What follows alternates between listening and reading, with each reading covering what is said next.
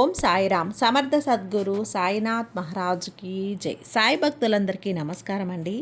మన బాబాగారి దయ వల్ల మనందరం బాగుండాలి, సంతోషంగా ఉండాలి అని చెప్పి మనస్ఫూర్తిగా కోరుకుంటూ ఈ రోజుటి వీడియో స్టార్ట్ చేసే ముందుగా అందరికీ కూడా శివరాత్రి శుభాకాంక్షలు. అందరూ కూడా ఆ శివయ్య అనుగ్రహంతో పాటు ఆ మహాశివుని యొక్క ఆశీర్వాదం మీపై ఉండాలి అని చెప్పి మనస్ఫూర్తిగా కోరుకుంటూ ఈరోజు బాబాగారు మనకు అందించేటువంటి సందేశం ఏంటి అంటే, తల్లి ఎక్కువగా ఎదురు చూడనివ్వద్దు. నీ కోసమే ఈ శుభవార్తను తీసుకుని వచ్చాను. నన్ను తండ్రిగా భావిస్తే తప్పకుండా ఈరోజు కేవలం నీ కోసం వచ్చినటువంటి ఈ శుభవార్తను అందుకో. ఖచ్చితంగా నువ్వు విని తీరాలమ్మా అని చెప్పి బాబాగారు అయితే మన కోసం ఒక మంచి సందేశాన్ని తీసుకొచ్చేసారండి. ఆ సందేశం ఏంటి, ఆ సందేశం రూపంలో బాబాగారు మనతో ఏం చెప్పబోతున్నారో వినే ముందుగా ఒక్కసారి మనకు తెలిసిన గురువుగారండి, షిరిడి సాయిబాబా ఆశీస్సులతో జ్యోతిష్యం చెప్తున్నారు గురూజీ సుబ్రహ్మణ్యం రాజు గారు, నెంబర్ 1 వశీకరణ స్పెషలిస్ట్. వీరి మొబైల్ నెంబర్ 9908224144. ఎలాంటి ప్రాబ్లం ఉన్నా సరే కేవలం ఫోన్ ద్వారా పూజలు చేసి పరిష్కరించేస్తారు. నేరుగా వెళ్లాల్సిన పని లేదు. పర్సనల్గా మీట్ అవ్వాల్సిన అవసరం కూడా లేదు. ఉన్న చోటనే కదలకుండా, మూడో కంటికి తెలియకుండా మీ మొండి సమస్యలను సైతం మీరు పరిష్కరించుకోవచ్చు. ప్రేమ, పెళ్లి, ఉద్యోగం, రాజకీయం, విదేశీ ప్రయాణం, ధనం నిలకడగా లేకపోవటం, భార్యాభర్తల మధ్య గొడవలు, ఆస్తి తగాదాలు, అప్పుల బాధలు, స్త్రీలు పురుషులు ఎటువంటి గుప్త సమస్యలున్నా సరే నెంబర్ 1 వశీకరణ స్పెషలిస్ట్. మీ మీద, మీ ఇంటి మీద చెడు ప్రయోగం జరిగినా, చేసి ఉన్నా కూడా నరదృష్టి, నరగోష్ట, సంతాన సమస్యలు, భార్యాభర్తల మధ్య, లవర్స్ మధ్య అనుమానాలున్నా, అపార్థాలున్నా, థర్డ్ పర్సన్ ఉన్నా సరే, అత్తాకోడళ్ళ మధ్య సఖ్యత లేకపోయినా ప్రతి ఒక్క ప్రాబ్లంకి చక్కటి సొల్యూషన్ ఇస్తున్నారండి. మీ వివరాలన్నీ కూడా సేఫ్ అండ్ సెక్యూర్గా ఉంచుతారు.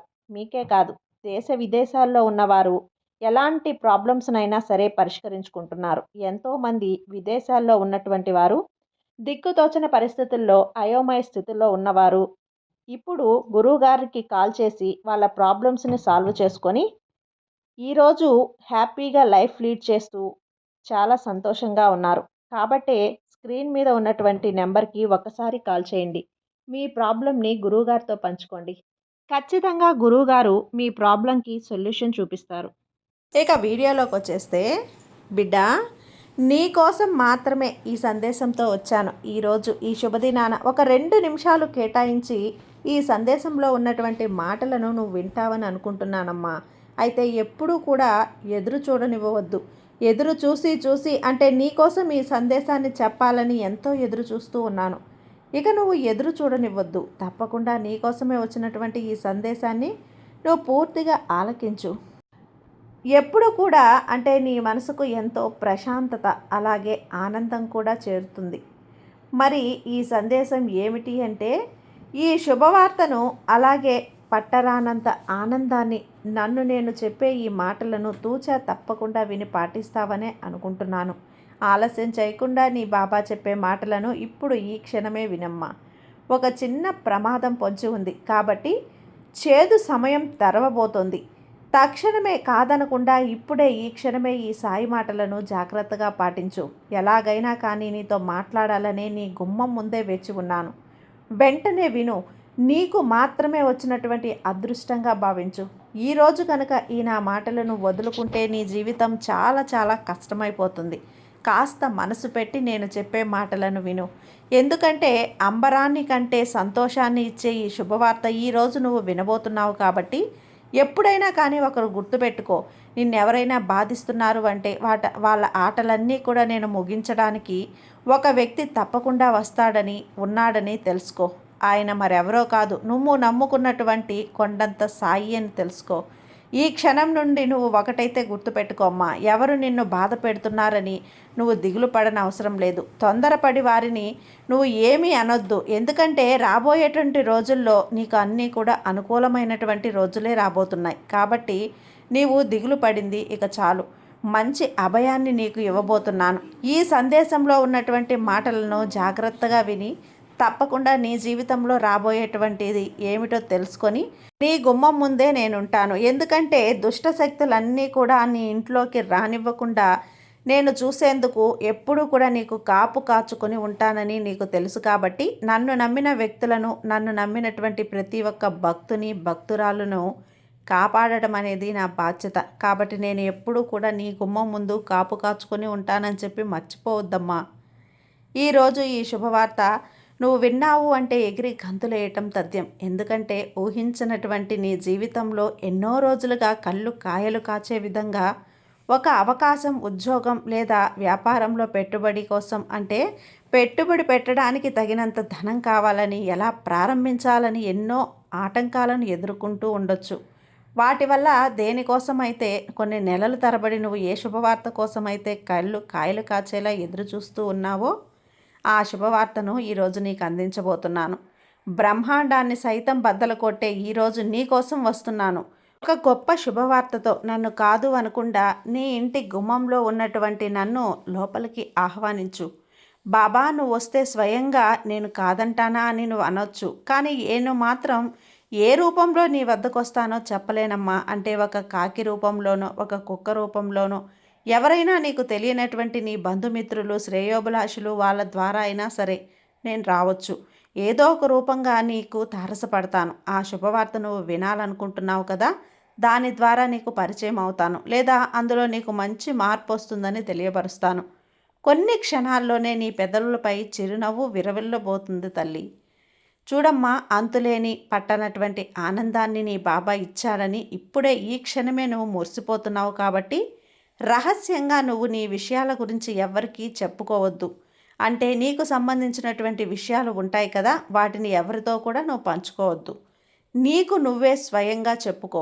లాభదాయంగా ఉండేటువంటి విషయాల గురించి ఎవరితో చెప్పొద్దని చెప్తున్నాను కదా. కాబట్టి నువ్వు ఎదురు చూస్తున్నటువంటి ఆ శుభవార్త నీ గుమ్మం వరకు రాబోతుందంటే దానికన్నా మించినటువంటి సంతోషం మరేముంటుంది చెప్పు. కాబట్టి చివరగా ఈరోజు నేను చెప్పే విషయం వింటున్నావు అంటే నాకు కూడా సంతోషమే. నీ గుమ్మం ముందే వేచి ఉంటాను. కాబట్టి మిఠాయిని సిద్ధంగా ఉంచు. అవకాశాన్ని ఎప్పుడూ కూడా విడిచిపెట్టుకోవద్దు. దిగులుగా అస్సలుండద్దు. నువ్వు అలా దిగులుగా ఉంటే నేను అసలు చూడకుండా ఉండలేనమ్మా. క్షణాల్లో ఆ వార్త నీ చెవిన పడే వెంటనే నువ్వు ఎంతో సంతోషంతో ఈ గురువుని, ఈ సాయిని ఈ క్షణం నుండి నువ్వు ఎక్కువగా నమ్ముతావు. నాపై ఏర్పరచుకున్నటువంటి నమ్మకానికి నీకు రుణం తీర్చుకోవాలో లేదో అని అర్థం కాకుండా నువ్వు అయోమయంలో పడిపోతావు. నీకు ఆనందం చాలా వస్తుంది తల్లి. శుభాకాంక్షలు. ముందుగా ఈ శుభవార్తను వింటున్నావు అంటే, ఈ అదృష్టాన్ని నువ్వు జార విడుచుకోకుండా ఈరోజు నా మాటలు వింటున్నావంటే కేవలం ఇది సాయి అనుగ్రహం ఉండటమే. ఈ అదృష్టాన్నంతా కూడా చక్కగా నేను నీకు ఈ శుభవార్తలోనే ఇన్ని వేలు దాచిపెట్టాను. ఇప్పుడే ఈ క్షణమే ఆ శుభవార్త విన్న మనుక్షణం నీ మనసు సంతోషంగా ఉంటుంది. రాసి పెట్టుకో. ఈ శుభవార్తను తప్పకుండా పూర్తయ్యేలోపు నీ కోరిక తప్పకుండా నెరవేరుతుందో లేదో అని ఒక్కసారి నువ్వే అర్థం చేసుకో. శుభవార్త షిరిడీ నుంచే వచ్చిందనుకో, నీ జీవితంలో మలుపు రానటువంటి ఒక ముఖ్యమైనటువంటి రోజుగా మారబోతుందని తెలుసుకో. నీ కోరికను నెరవేర్చడమే నా బాధ్యత. నువ్వు ఉన్నటువంటి పరిస్థితికి నేను ఎప్పుడూ ఇస్తున్నటువంటి కానుకను నువ్వు తీసుకుంటున్నావంటే అంతకన్నా సంతోషం నువ్వు పొందినట్లే.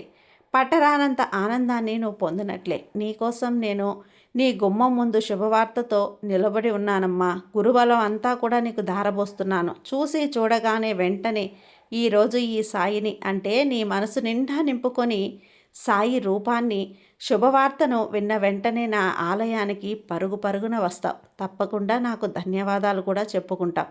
నీ కష్టానికి ఇదే ఆఖరి రాత్రి. నీతో ఒక రహస్యం చెప్పాలనే చాలా సంవత్సరాల నుంచి ఎదురు చూస్తూ ఉన్నాను. ఆ రహస్యం ఏంటి బాబా అని నువ్వు నన్ను అడుగుతున్నావు కదా. ప్రశాంతంగా నీ మనసును నిమ్మలంగా ఉంచుకొని నేను చెప్పే ఈ సందేశాన్ని పూర్తిగా ఆలకించు. అసలు ఎందుకోసం ఈ సందేశం వచ్చిందో, అసలు ఎందుకోసం ఈ సందేశాన్ని నాకు ఈ విధంగా ఒక సూచనలా తెలియజేయబోతున్నారు అనే విషయం గురించి నువ్వు తెలుసుకో. చూడమ్మా, నాకు నా బిడ్డల కళ్ళల్లో నీరు తెలుసు. వారి మనసులో ఉన్నటువంటి బాధ కూడా తెలుసు. కాబట్టి వాళ్ళ వెంటే ఉండి వారిని నేను రక్షించుకుంటూ ఉంటున్నాను. మరి ఇదే కదా ఈ సాయి చెప్పేటువంటి పని. నీ వేదనలు చూపించినటువంటి నీ సాయికి 1000 హారతులు పట్టావు. ఇప్పటికే ప్రతి క్షణం కూడా నీ కలలో ఉన్నటువంటి కన్నీటికి అభిషేకం చేశావు. నీ కోరికలను తీర్చేటువంటి నీ సాయికి కోటి హారతులు పట్టాం.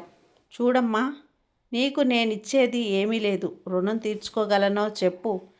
ప్రతి క్షణం ప్రతిరోజు నా నామస్మరణ తప్ప మరేమీ కూడా ధ్యాస లేకుండా ఎంతో ఆనందంగా ఉన్నటువంటి నీకు ఈ విధమైనటువంటి కొన్ని సమస్యలు, బాధలు, చింతలు ఎదురవ్వటం వలన అసలు ప్రతి క్షణం కూడా అంటే నువ్వు కన్నీటి పర్యంతంగా నా పాదాలను ఆశ్రయించి ఏం జరుగుతుంది బాబా, అసలు ఇంకా ముందు ముందు ఇంతకంటే ఎక్కువగా ఏదైనా భయానికి గురయ్యేటువంటి సంఘటనలు జరుగుతున్నాయేమేమో, చూడవలసినటువంటి పరిస్థితులు ఏమైనా ఎదురవుతున్నాయా అని ఇలా ప్రతిరోజు కూడా నన్ను అడుగుతూ ఉన్నావు. చూడు బిడ్డ, నీకు సంబంధించినటువంటి విషయాలు కానీ లేదంటే నీ కుటుంబానికి సంబంధించినటువంటి విషయాలు కానీ ఏదైనా ఒక సమస్య వచ్చినప్పుడు ఆ సమస్య నుంచి నువ్వు దూరంగా పారిపోవద్దు. ఎందుకో తెలుసా? ఆ సమస్య నువ్వు పారిపోవటం చూసి ఎగతాళి చేస్తుంది, ఇక నవ్వుతుంది, నిన్ను ఏదో ఒక రూపంగా ఇంకాస్త బాధ పెట్టాలని చూస్తుంది. కాబట్టి ఆ సమస్యకు నువ్వు ఎదురు తిరిగి నిలబడు. నాకు ఈ సాయి ఉన్నాడని, చూసుకుంటాడని, ఏది జరిగినా కూడా అంతా ఆయన ఉన్నాడని ఒక్క మాట ఆ సమస్యకు నువ్వు తెలియజెప్పు. తప్పకుండా అది నీ నుండి మాయమై పరారైపోతుంది. చూడు, ఇప్పటి వరకు నువ్వు చేసినటువంటి గొప్ప ధర్మమే నీకు మంచి దారి చూపించబోతుంది. నువ్వు పలికేటువంటి సత్య పలుకులే నీకు సహాయం చేయబోతున్నాయి. నువ్వు ఉన్నటువంటి ప్రతి సమస్యకి కూడా మౌనంగా ఎవరికి ఎలాంటి సమాధానం చెప్పకుండా అన్నీ ఓర్పుతో భరించినటువంటి నీ మౌనమే నీ మేలు చేయబోతుంది. అలాగే నువ్వు ఇప్పటి వరకు చేసినటువంటి సాధన, పూజ కావచ్చు, లేదంటే నా నామస్మరణ కావచ్చు, ఏదైనా కానీ నీకు సాధించి చూపించబోతుంది. అలాగే నీ భక్తి నిన్ను నీ భగవంతుని దగ్గరకు చేర్చేలా చేస్తుంది. ప్రతి క్షణం కూడా ప్రతిరోజు నీ చుట్టూ తిరుగుతూ ఉన్నాను. నా ద్వారా నీకు మంచి మాటలను అలాగే సందేశాలను రక్షించేటువంటి ప్రయత్నాన్ని నేను నా వంతుగా నేను నిర్వర్తిస్తూ వస్తున్నాను. నేను ఏ రూపంలోనైనా సరే నీకు తారసపడతాను. అలాగే ఏ విధంగా అయినా కానీ నీకు ఒక మంచి మార్గాన్ని, ఒక మంచి దారిని, అలాగే ఏదైనా సహాయం కానీ లేదంటే సూచన కానీ తెలియజేసినందుకు ప్రతి క్షణం కూడా నీ చుట్టూ నేను తిరుగుతూ ఉన్నాను. అలాగే ఒక రహస్యం చెప్పాలనుకుంటున్నాను బిడ్డ. ఆ రహస్యం ఏమిటంటే, నీ మనసులో ఉన్నటువంటి బాధ అంతా కూడా పక్కన పెట్టి నువ్వు దేని గురించి అయితే భయపడుతున్నావో దాని గురించి అసలు పూర్తిగా మర్చిపో. ఎందుకంటే స్వయంగా నేనే నిన్ను ఎంచుకుంటున్నటువంటి బిడ్డవి కాబట్టి. అలాగే నువ్వు బాధపడుతున్నటువంటి ఆ వేదన అంతా కూడా తీరబోతుంది. అలాగే నీ చుట్టూ ఉన్నటువంటి అంధకారం అంతా కూడా నేను తొలగించబోతున్నాను బిడ్డ. నీ కష్టానికి ఈ రోజుతో ఆఖరి రోజు అని చెప్పాను కదా.